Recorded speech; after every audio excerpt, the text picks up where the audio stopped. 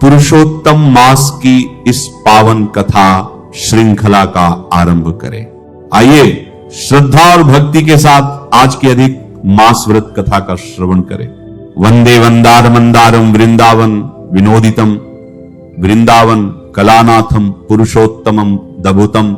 कल्प वृक्ष के समान भक्तों की सभी मनोकामनाएं पूर्ण करने वाले, वृंदावन में मधुर लीलाएं करने वाले, अनंत कलाओं के स्वामी श्री पुरुषोत्तम भगवान कृष्ण को सदैव प्रणाम करता हूं।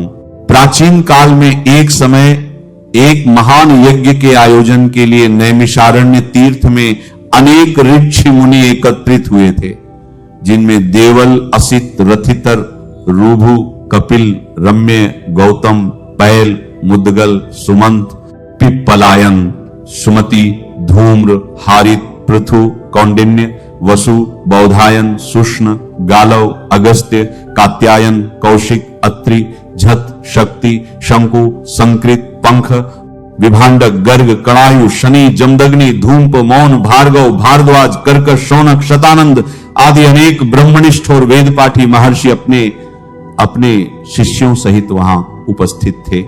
तीर्थ यात्रा करते हुए उसी समय सूत गोस्वामी भी अपने शिष्यों के साथ नैमिषारण्य की उस पावन भूमि पर आ पहुंचे। उन्हें देखकर सभी ऋषि मुनियों ने उठकर एक साथ अत्यंत विनम्रता और आदर के साथ उन्हें प्रणाम किया।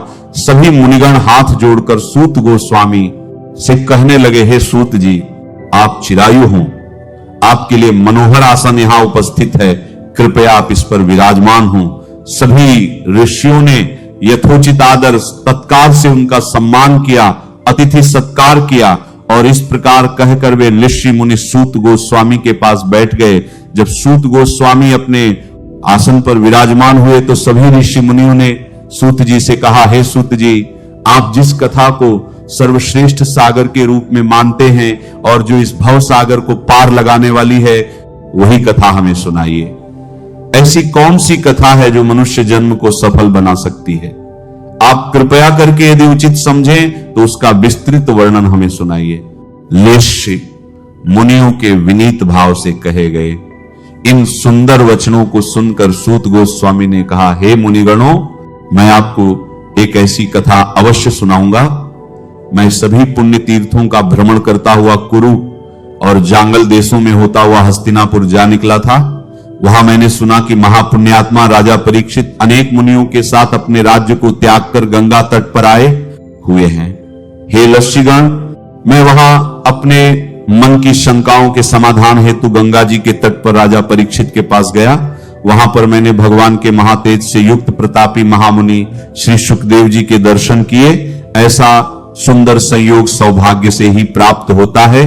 महामुनि सुखदेव गोस्वामी को जब अन्य ऋषियों ने दूर से आते हुए देखा तो सभी एक साथ खड़े होकर हाथों को बांधकर उपस्थित हो गए। सभी ऋषि मुनियों ने सुखदेव गोस्वामी को उनके द्वारा बनाए हुए कमल कर्णिका के उच्च आसन पर विराजमान करवाया।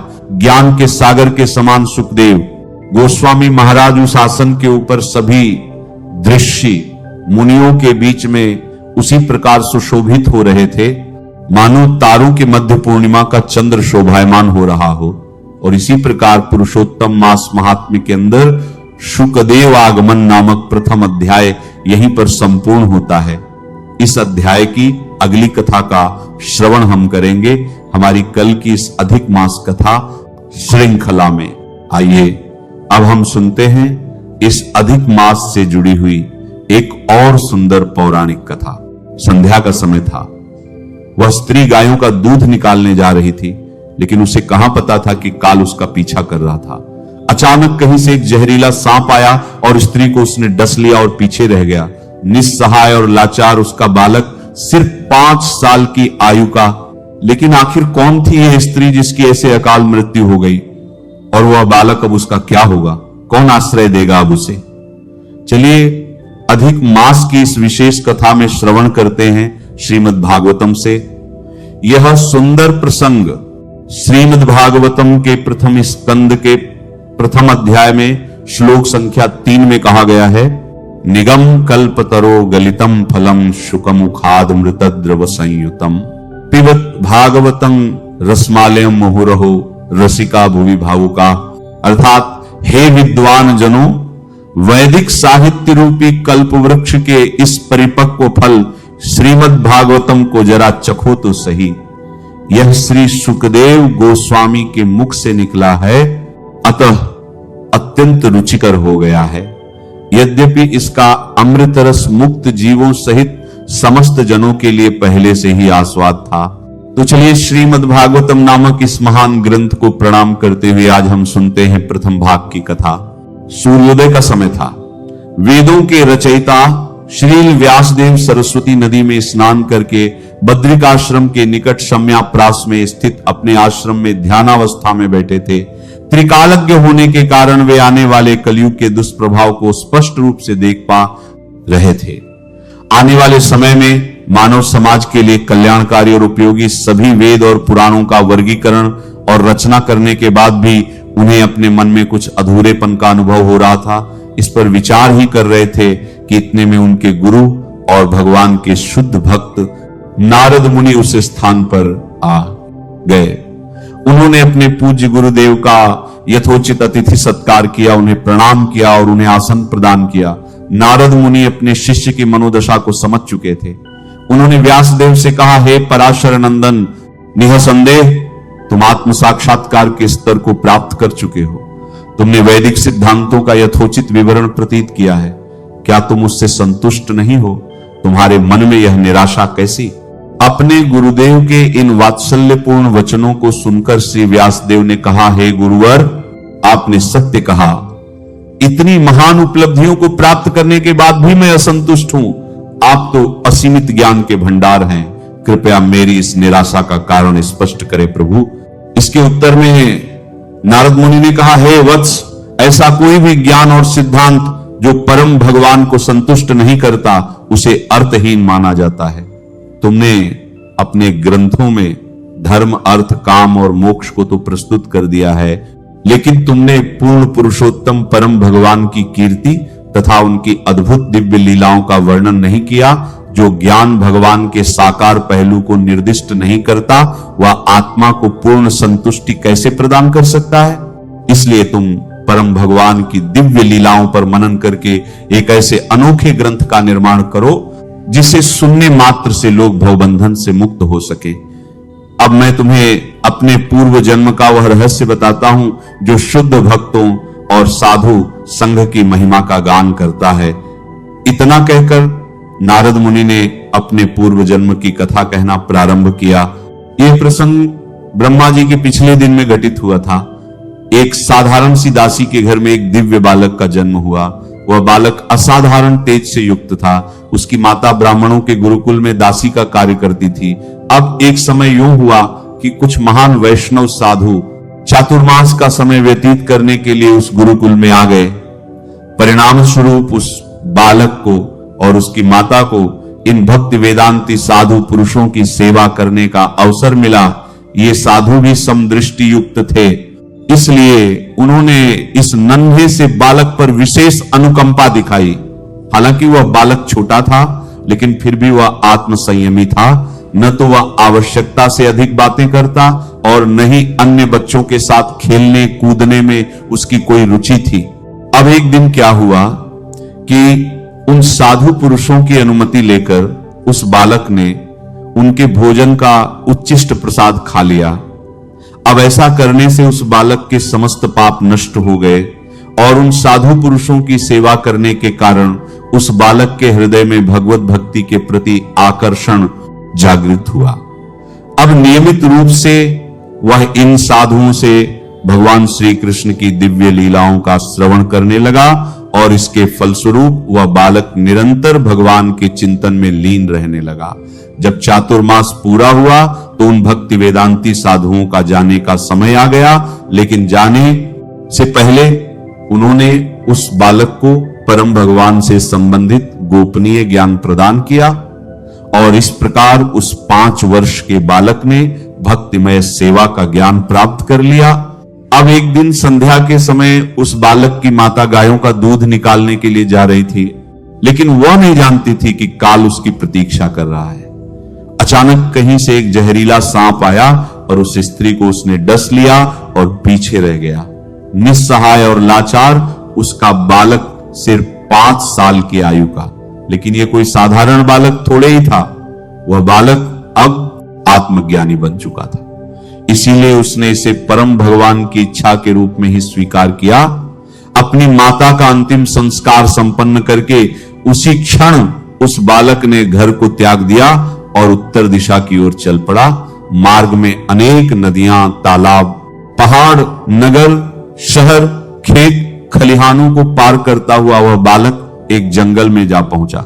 यह जंगल सर्प, भेड़ियों और उल्लू से भरा हुआ था। उस बालक ने पास के एक सरोवर से जल पिया और स्नान किया। शरीर में नवीन ऊर्जा का संचार होते ही वह एक वटवृक्ष के नीचे बैठ गया और उसके गुरुजनों ने उसे जिस प्रकार सिखाया था उसी प्रकार वह अपने हृदय में परम भगवान पर ध्यान केंद्रित करने लगा। जैसे ही उस बालक का ध्यान परम भगवान श्री कृष्ण के चरणों में केंद्रित हुआ, उसके अंदर दिव्य प्रेम के लक्षण प्रकट होने लगे। उसकी आंखों से अश्रु बहने लगे।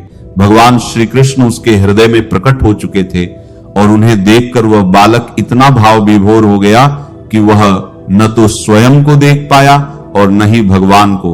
जब भगवान उसके हृदय कमल से अप्रकट हुए तो वह बालक अत्यंत विह्वल हो उठा और बार बार उन्हें देखने का प्रयास करने लगा। उसके ऐसे प्रयासों को देखकर एक दिव्य आकाशवाणी हुई और वह भगवान की वाणी थी। भगवान ने कहा, हे बालक, मुझे दुख है कि अब इस जन्म में तुम मेरा दर्शन दोबारा प्राप्त नहीं कर पाओगे। कोई भी मनुष्य भौतिक कल्मशों से पूर्ण मुक्त हुए बिना मुझे प्राप्त नहीं कर सकता, लेकिन मैं तुम्हें आश्वस्त करता हूं कि तुम्हारी भक्ति में कोई बाधा नहीं आएगी। इस शरीर का त्याग करने के बाद भी तुम्हारी स्मरण शक्ति यथावत बनी रहेगी और इस भौतिक संसार को त्यागने के बाद तुम मेरे पास आध्यात्मिक जगत में आओगे। भगवान के इस दिव्य वाणी को सुनकर उस बालक ने कृतज्ञता का अनुभव किया।